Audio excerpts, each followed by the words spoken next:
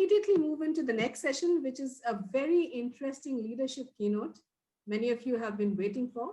And this keynote is on the surviving the corona crisis and preparing for the next normal. And our keynote speaker is joining in all the way from Europe, from Belgium. And she's a very dear friend of mine, Miss Nancy Rademaker. Let me say a few things, a few words to introduce her. Miss Nancy Rademaker is a international keynote speaker and expert on digital transformation, extreme customer centricity, employee experience, artificial intelligence, business model change, and leadership. Ms. Nancy Rademaker is one of the very few female international keynote speakers to cover the impact of digitization on customer and employee behavior.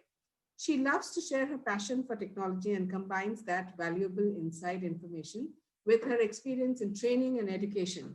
She has always been enthusiastic about people and customer-centric strategies. She likes to focus on how technology influences people's behavior and how it helps them to share knowledge and to create and innovate. I welcome Ms. Nancy Rademaker for joining us today. And now I hand over the session to her to deliver her keynote on the topic, surviving the corona crisis and preparing for the next normal. Over to you, Nancy. Thank you so much, Raki, and thank you for having me. And of course, I must say that I would much rather have been there in person, but I'm very happy to join from Europe as we speak now. So this is indeed the topic of my presentation. So how to prepare for what we call the next normal. Now, these are awkward and extraordinary times, are they, for all of us? And we see social distancing everywhere, not just in society, but in brand logos as well. And we will only navigate through this crisis successfully if we, as John Maxwell said, stretch to the challenges presented to us. It is the only way to survive this next normal. Now, some people still have some troubles with this next normal, like my dad, for example, who got a video call by my daughter at the beginning of the lockdown, but he did not have a clue what was going on. And for others also who have still some difficulty weaving in technology into their daily existence. Now, just last year, execs were asked if they saw some significant industry disruption coming within 3 years. And 73% of them said yes. And that number had already tripled from the year before. Now, this disruption was coming from these three things: from new technologies, from new competition, and from higher expectation. And of course, it is safe to say that we can now add the pandemic as a fourth cause of disruption. Now, there are 5 stages of grief that were first described by Dr. Elizabeth Kubler-Ross in her book On Death and Dying in 1969. And this is what everybody was going through with disruption caused by technology. It was and is changing the world. So you better accept and embrace it. Now, sometimes I got anger as a response because I was the messenger of things, being disrupted.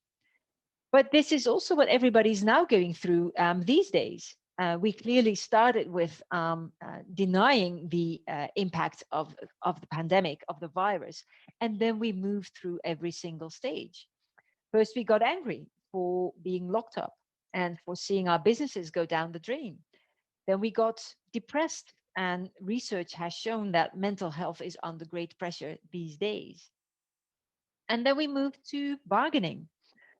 First bargaining on how many people were allowed to attend events, and that went down from 1,000 to 100 to 10 to none. And then now we are bargaining for the reopening conditions. And I must say, some of us may have already reached this stage of acceptance, of embracing this, but most of us still have a long way to go. And so I always talked about having to innovate at 3 levels at the same time. So the now, the next, and the beyond. And it was all about improving the now. So improving your current business model. It was about creating the next. So looking for new business models and new markets, what old school marketing would call diversification. And then finally was looking at the beyond, basically daring to look ahead like 5, 10 to 15 years from now, figuring out what is going on there that might disrupt you, and then work your way back to the now to find out what you need to start doing now in order to get there. So that's what I used to say about having to innovate on 3 levels. But of course, now we have to deal with the unanticipated business challenges of survival, recovery, and rebound. And I do think that economic recovery will take this shape will take this U shape because we have a longer recession, so to speak, followed by a gradual recovery. And needless to say that strategy planning and market engagement will be different in each of these eras. Now, what has the crisis brought about?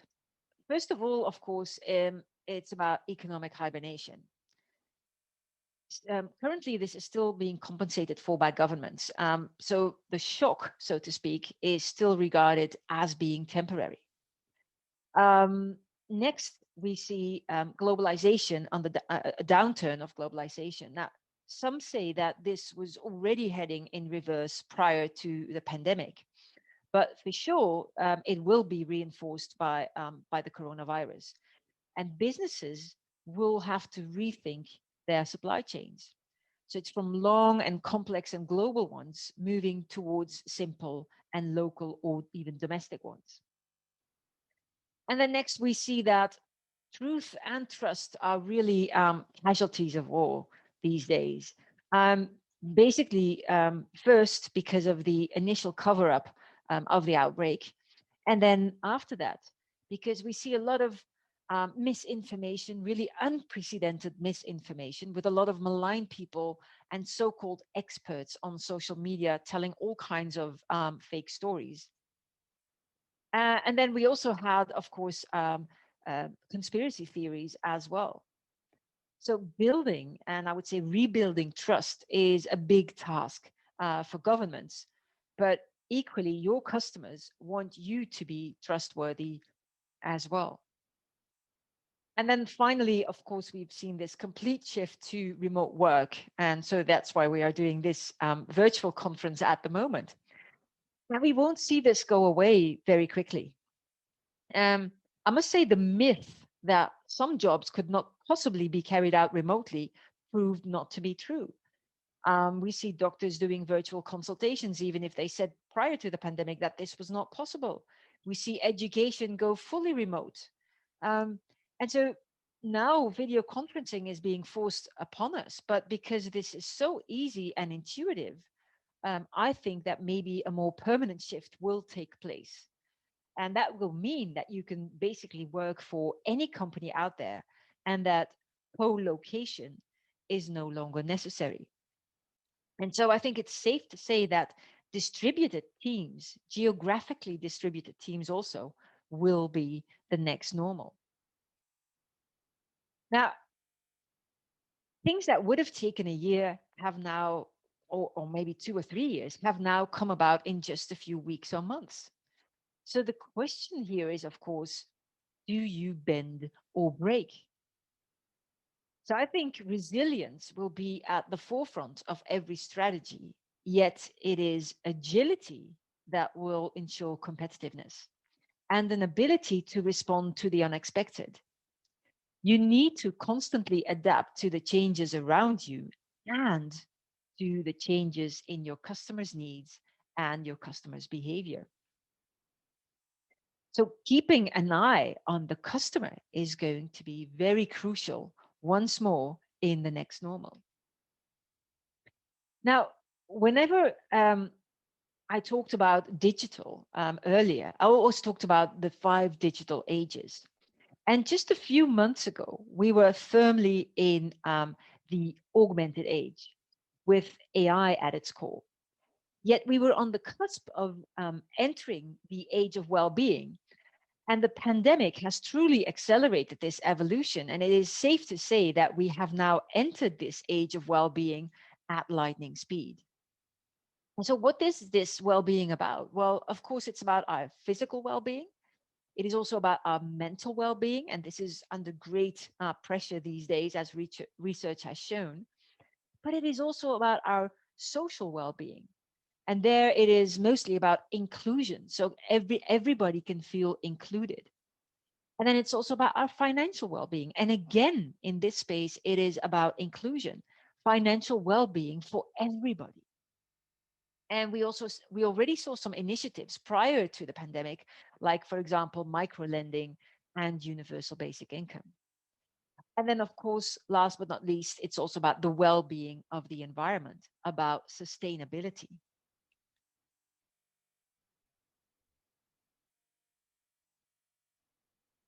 And our behavior has changed because of all these previous digital ages. And by the way, every single digital age built on the previous one.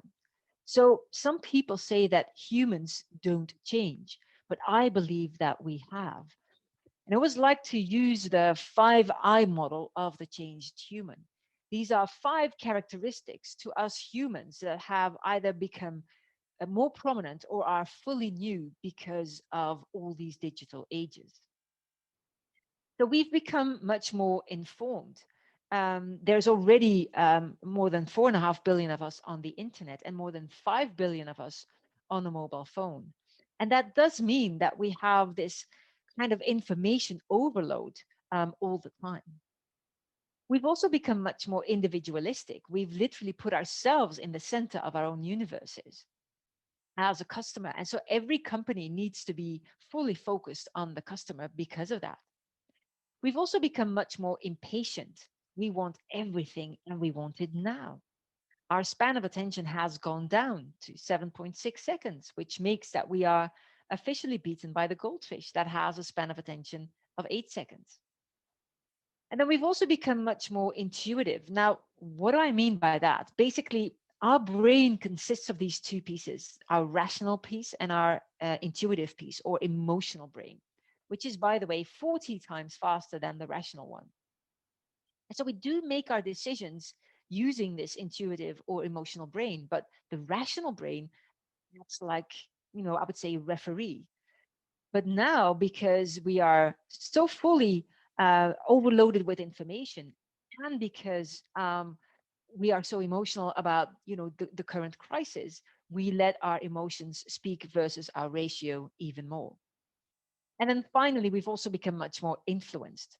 Globally, people spend 2.5 hours on social media every single day. And I believe in your region, it's even more so, closer to 4 hours a day.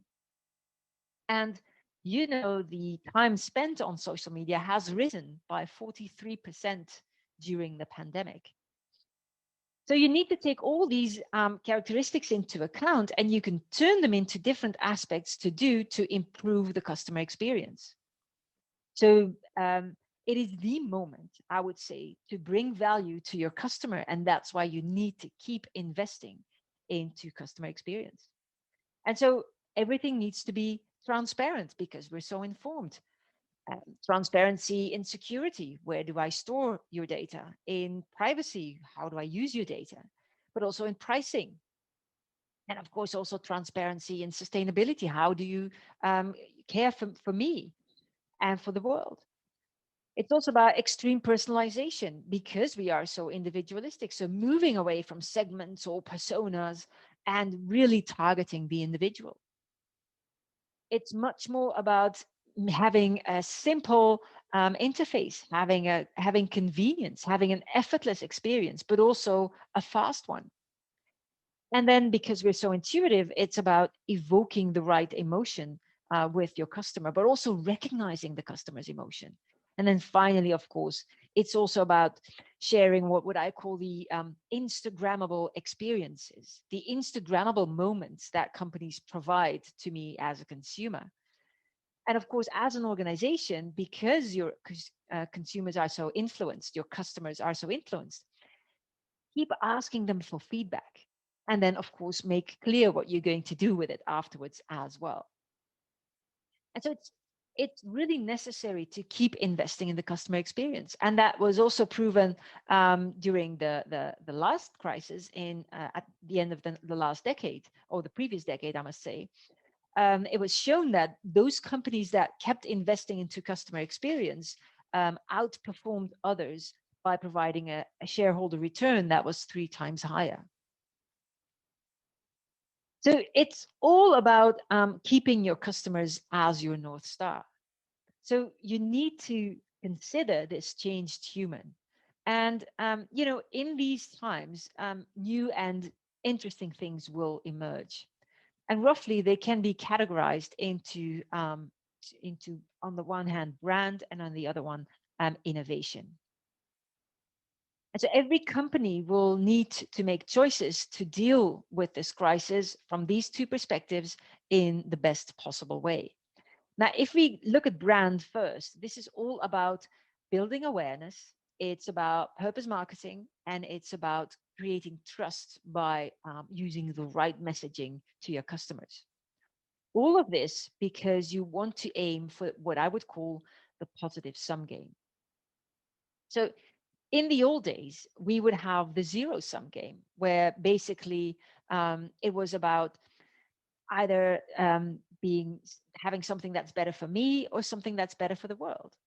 But these days, you have to aim for the positive sum game, which basically means that companies have to provide something that where one does not exclude the other. So it's not just offering a product to your customers; it's at the same time offer them something that helps them become, so to speak, a better version of themselves, or helps to create a better version of the world.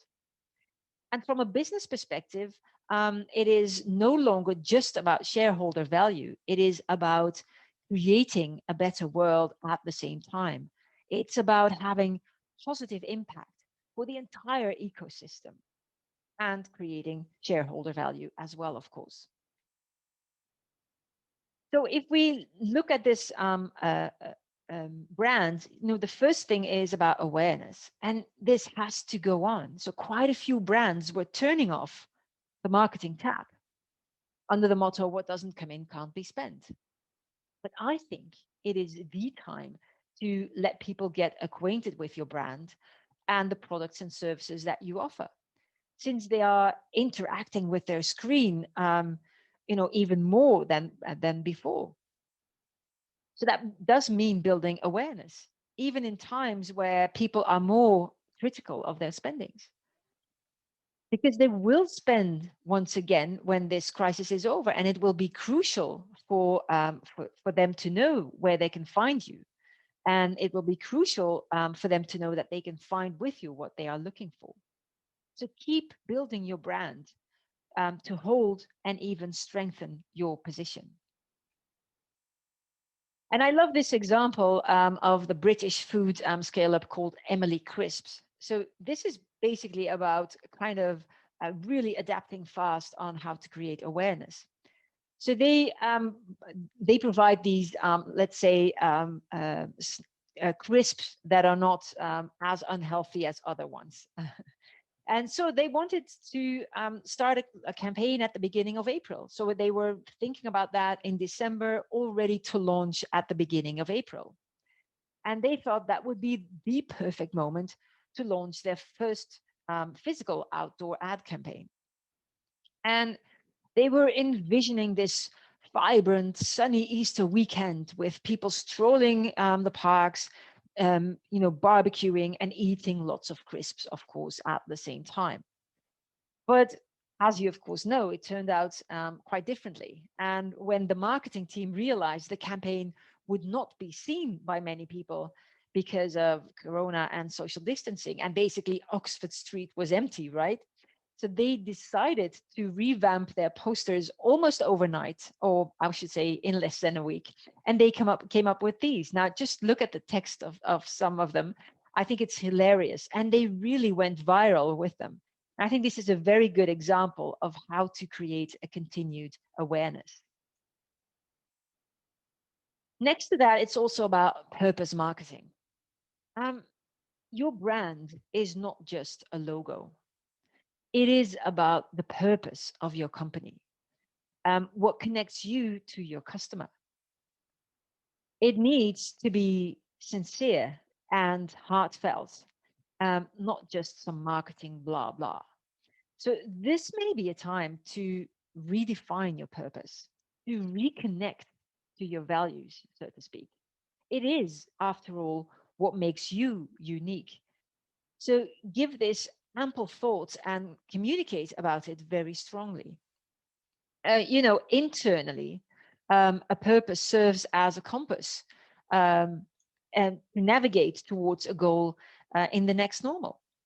It helps you and your employees make decisions and understand why decisions are being made. And externally, it helps your potential customers or your customers to determine your contribution to this positive sum game that I talked about earlier. And so, of course, communication here is crucial. Show that you still care, even if we are into the pandemic for nearly a year now. So no more blatant and screamy marketing. Couple of tips here. First of all, stick to your values. Be authentic. Don't rush into things that don't match with your brand. Secondly, think about the right words to say. It doesn't always have to be a lot of text. Thirdly, show your humanity with an authentic and a sensitive response. So, for example, Headspace it has allowed free access to its mindfulness and meditation platform, or at least they did at the beginning of the crisis. And small businesses are also stepping up. For example, local delis are offering free deliveries for customers over the age of 70, for example. And in my hometown, restaurants are do some special cooking for the elderly, and deliver it for free. So it's about giving back to the community and inspire others by showing how you help. That is going to be crucial in your communication strategy. And then also make the experience a pleasant one and use a sense of humor, especially in these times. It really augments the experience. And I love this initiative by Sweet Farm, which is a sanctuary that, in return for a donation, will allow you to add a goat or a llama to your meeting. That's why they called it Goat to Meeting. And by the way, they were sponsored by the firm that is called Go to Meeting. It's hilarious, isn't it? And then, after talking about these three brand things, it is also about, of course, innovation. So keeping your customers as your North Star when you are dealing with innovation. So how to go about that? In this next normal, innovation will be required quickly for recovery and rebound. And so companies will have to adapt and ask themselves two crucial questions. So the first is, what are we good at? So really breaking down the patterns there and find out where your core is. We now have to break down the current patterns that we see in our companies all the time and find out what it is that we provide as extra value, but breaking it down all the way to the basic elements and structures. And then the next question to ask is, of course, what do our customers or our potential customers need? And involve your customers in this in this search. And then once you have those, find the common denominator. And of course, this is very crucial. Now, to give a nice example, there's a company in the Netherlands called Rapid Circle, and they found, their core value was building apps very quickly using Power Apps from Microsoft. So they offered potential customers a free intake call, and then they said that if they could build it within 8 hours, they would do it for free. So that's how also they gave back to society. And so they created quite a number of apps on for hospitals, that is, on bed inventory, but also on establishing video calls for patients to their families. It's a great way of giving back as well. And of course, if we look at innovation, we see an acceleration in new ways of generating and delivering content. So these new platforms extend or stretch from health and fitness into culture and entertainment, but also education and business. We see a lot of new content platforms arise. And then there's also these contactless interactions. They will impact supply and delivery. And by the way, they will also help companies to become more resilient, as they will be less dependent on humans. But it will also drive greater efficiencies in a variety of life-related actions and interactions, such as remote work and telehealth, for example.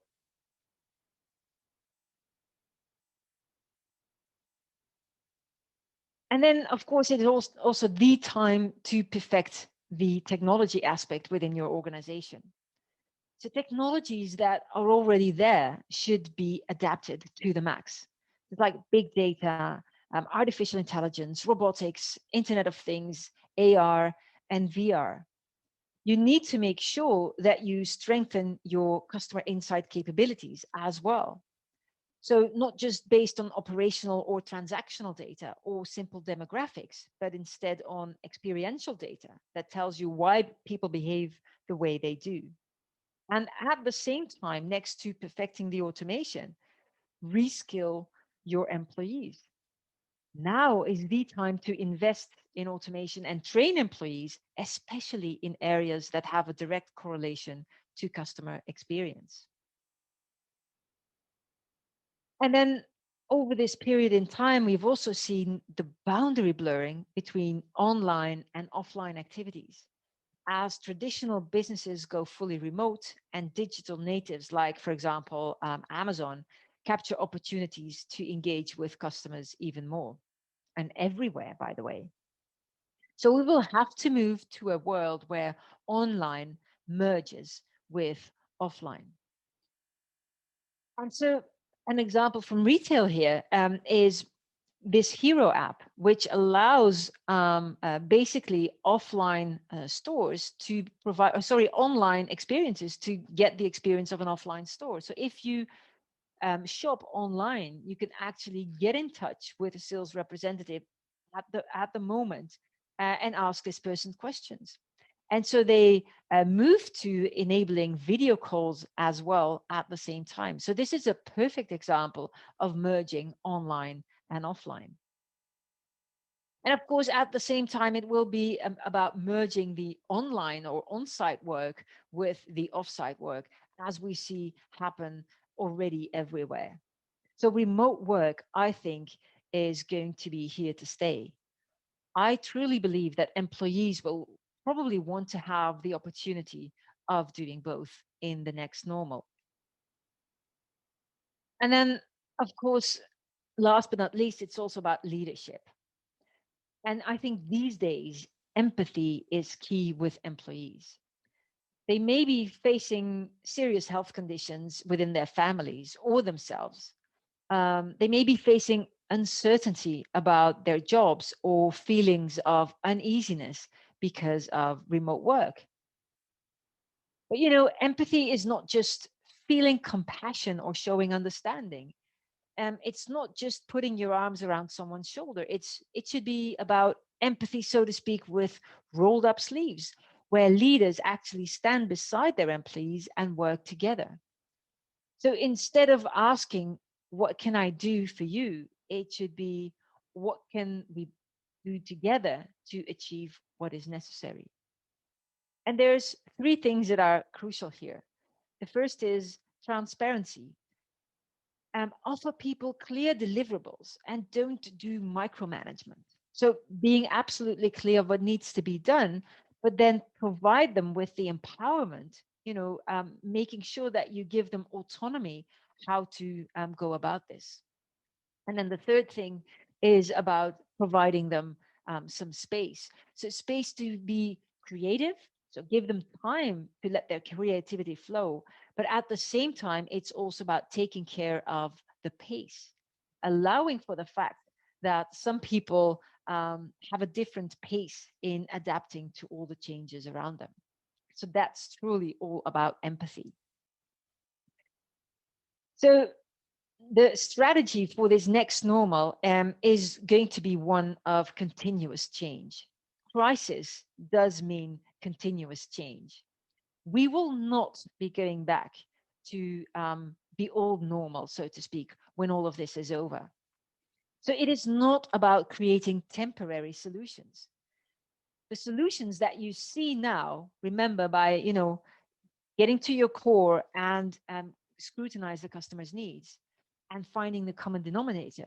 The solutions that you see now, those will be a great addition to your business model, or maybe even a replacement of your business model. And so what you need to do there is unlearn a lot of what you've learned. You need to be willing to let go of your darlings. You must. You can't keep doing everything the way that you used to. And so you have to move from the fixed mindset towards the growth mindset. Oh, mind you, I need to keep social distancing here, so that's better. So it's moving from avoiding challenges on the one hand to embracing them on the other. As Satya Nadella from Microsoft said, it is about developing from a know-it-all to a learn-it-all culture. And then finally, it's of course also about thinking in opportunities and never in boundaries or limits. That's what you need to be focusing on. And take this next normal into your own hands because, as Peter Drucker said, the best way to predict your future is to create it yourself. And with that, I would like to thank you very, very much for listening to me. And I was very pleased to be part of this INFOCOM 2020. And should you have any questions, please feel free to link me on LinkedIn and ask them to me. And I will make sure that I answer each and every single one of them. Thank you so much.